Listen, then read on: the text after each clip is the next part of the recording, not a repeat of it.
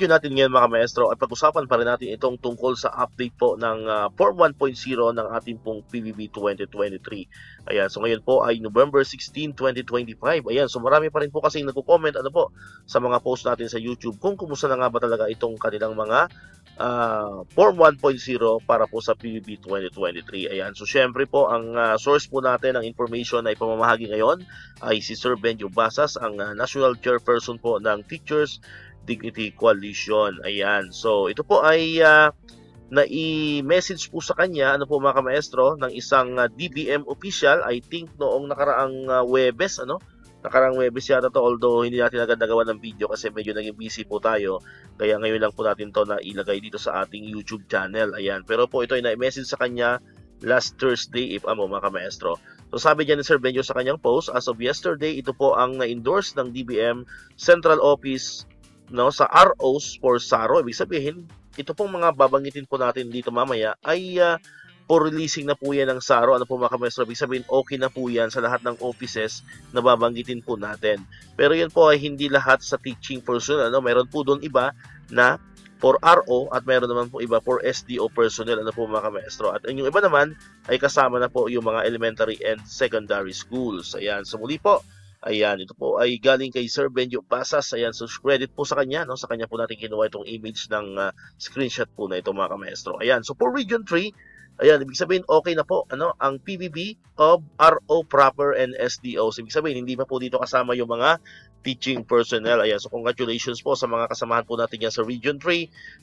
PBB of Region 3, yung RO, mga RO personnel and yung mga SDO personnel. Ayan, so kayo po yung mauuna. Although, for releasing pa po ang SARO niya, baka wala pa po yan sa website po ng DBM. I'm not sure lang po, mga kamaestro. Next po, itong Region 6 naman, ayan, PBB of RO proper and SDO, kasama na rin po ang elementary and secondary schools. Ayan, so congratulations po, kung hindi tayo nagkakamali. Ang Region 6 po ay from Western Visayas, mga kamaestro.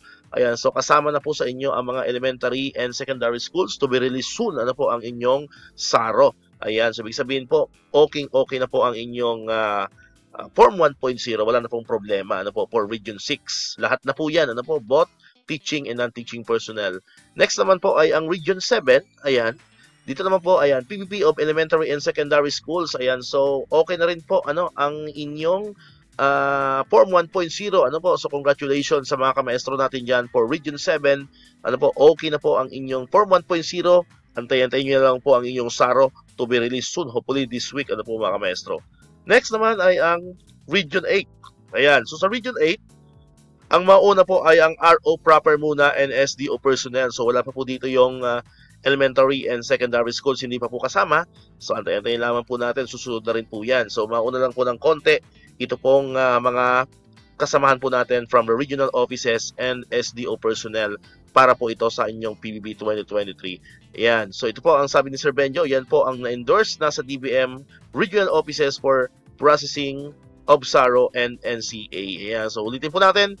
Ito po mga binanggit po natin dito ay for releasing na po ang SARO po niyan and yung notice of cash allocation. So expected po natin, hopefully lahat ngayong week ay ma-release na po ang SARO nitong mga region po na binanggit po natin. And syempre, pinapanalangin din po natin na susunod na rin syempre yung ibang mga region na hindi po rito nababanggit sa atin pong update for today. Alright, so dito ko natatapos itong ating video ngayon, mga kamaestro. Kung di ka pa nakakapag-subscribe, click mo na ang subscribe button dyan para ikaw yung unang nakapanood ng mga videos na ina-upload natin. Katulad ito, yung mga updates pa rin about sa PBB 2023 and other benefits sa mga teachers and government employees. And syempre, click mo na rin ang notification bell button para manonotify ka, always updated ka pag may mga bago tayong uploaded na videos. So muli, maraming salamat sa inyong panonood at pakikinig. Once again, El Maestro. See you on my next vlog. Bye-bye!